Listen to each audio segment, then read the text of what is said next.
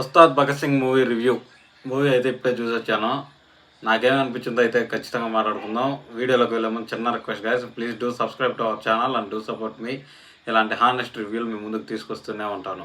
First ఈ movie గురించి మాట్లాడుకునే ముందు మనం డైరెక్టర్ హరీష్ శంకర్ గారి గురించి అయితే మాట్లాడుకోవాలి. హరీష్ శంకర్ గారు అయితే ముందుగా చెప్పేయండి, మీకు ఏమైనా డౌట్లు ఉన్నా లేదంటే ఇంకేదన్నా ఉన్నా ముందుగా చెప్పేయండి. ఓన్లీ ఫ్యాన్స్ కోసమే నేను సినిమా తీస్తూ ఉన్నాను, ఫ్యాన్స్ మాత్రమే వెళ్ళి చూడండి అనేసి క్లారిటీ ఇచ్చేయండి.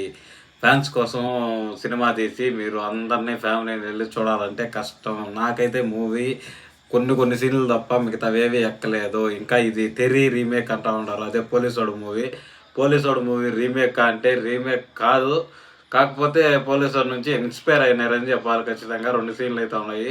హాస్పిటల్ సీన్ అయితే లిటరల్లీ నాకైతే ఇంకా చెప్పాలి, యాజ్ ఇట్ ఈజ్ తీసుకొచ్చి పెట్టేశారు. ఆ హాస్పిటల్ సీన్ ఒక అమ్మాయికి రేప్ జరుగుతుంది, హాస్పిటల్లో ఉంటుంది కదా, ఆ సీన్ అయితే యాజ్ ఇట్ ఈజ్ ఎత్తుకొచ్చి పెట్టేశారని చెప్పాలి. ఇంకా తల్లిని భార్యని చంపేస్తారనే అది కూడా కొంచెం మార్చి తీసినారు, కానీ అది ఆ విధంగానే ఉంటుందని అనుకోవచ్చు. ఇన్స్పైర్డ్ బై తెరీ అనేసి ఖచ్చితంగా మనం అయితే చెప్పుకోవచ్చు. మూవీలో మిగతా పార్ట్ల గురించి వచ్చేస్తే ఫస్ట్ నాకు మెయిన్గా ఫస్ట్ స్టార్టింగ్ ఒక 10-15 మినిట్స్, మళ్ళీ తర్వాత శ్రీలీల గారు ఉండే పోర్షన్ కొద్దిగా, ఇంకా కొన్ని సీన్లు అంటే కొన్ని ట్విస్టులు అయితే ఉంటాయి. ఆ ట్విస్టులు చెప్పేస్తే స్పాయిలర్ అయిపోతుంది. మళ్ళీ ఆ 2 ట్విస్టులే, ఎక్కువ లేవు, 2. ఆ 2 ట్విస్టులు తప్ప మూవీ పెద్దగా ఎక్కలేదు. మీకు ఎవరికైనా ఎక్కువ ఉండొచ్చేమో, నాకైతే ఎక్కలేదు. కాకపోతే మూవీ గురించి మాట్లాడుకుంటే మాత్రం ప్లస్ పాయింట్ల గురించి పవన్ కళ్యాణ్ గారు ఆయనే నవ్విస్తారు, ఆయనే ఏడిపిస్తారు, ఆయనే పాటలు పాడేస్తారు, ఆయనే డ్యాన్స్ చేసేస్తారు, అన్ని వన్ మ్యాన్ షో అని చెప్పాలి. ఇంకా శ్రీలీల గారు చాలా బాగా అయితే ఉన్నారు మూవీలో. రాశి ఖన్నా గారిని ఎందుకు తీసుకున్నారో ఇదల్లా ఫస్ట్ కొంచెం సేపు కోసమే తీసుకున్నట్లు ఉంది రాశి ఖన్నా గారి క్యారెక్టరైజేషన్ అయితే. ఇంకా నెక్స్ట్ మనం మాట్లాడుకోవాల్సింది మ్యూజిక్ డైరెక్టర్ల గురించి. మ్యూజిక్ డైరెక్టర్లు అని ఎందుకు అంటున్నానంటే, పాటలు అయితే మన దేవిశ్రీ ప్రసాద్ గారు ఇచ్చారు, బ్యాక్గ్రౌండ్ మ్యూజిక్ అయితే మన తమన్ గారు ఇచ్చారు. తమన్ గారు అయితే డ్యూటీ చేశాడబ్బా, ఖచ్చితంగా చెప్పుకోవాలి. ఓజీ లెవెల్లో బీజిఎం అయితే ఇచ్చాడు. పవన్ కళ్యాణ్ కనపడితే చాలు దద్దరిల్లిపోయే బీజిఎం ఇచ్చాడు. ఇంకా సాంగ్స్ కూడా చాలా బాగున్నాయి.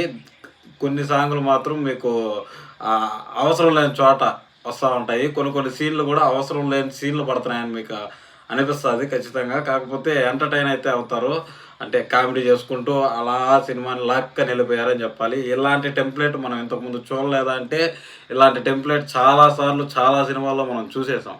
అదే టెంప్లెట్ మళ్ళీ సీఎం అంటాడు, సీఎం కోసం పోటీ అంటాడు, మళ్ళీ ఐఎస్ఐ అంటాడు, ఉగ్రవాదులు అంటాడు, మళ్ళీ పోలీస్ అంటాడు, కొంతసేపు నేలకొండ భగవంత్ కేసరి టైప్లో చూపిస్తాడు.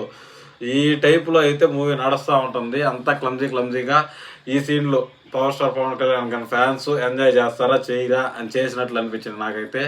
మీకేమనిపించిందో కూడా కింద కామెంట్ సెక్షన్లో ఖచ్చితంగా చెప్పండి. మూవీ అయితే ఓవరాల్గా నాకు పెద్దగా ఎక్కలేదు. ఎప్పుడో చూసేసిన మూవీ, గబ్బర్ సింగ్ టెంప్లెట్నే మళ్ళీ తీసుకొచ్చి పెట్టాము అనేసి అన్నట్లు అనిపించింది.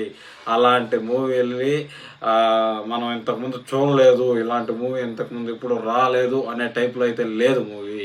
నాకు అనిపించింది అయితే ఇది గైస్. Thanks for watching. వెళ్ళే ముందు ఛానల్ సబ్స్క్రైబ్ చేసుకొని వెళ్ళండి. ఇలాంటి హానెస్ట్ రివ్యూలు అయితే మేము ముందుకు తీసుకొస్తూనే ఉంటాను. This is Sai Kumar signing off my friends. By now. జై హింద్.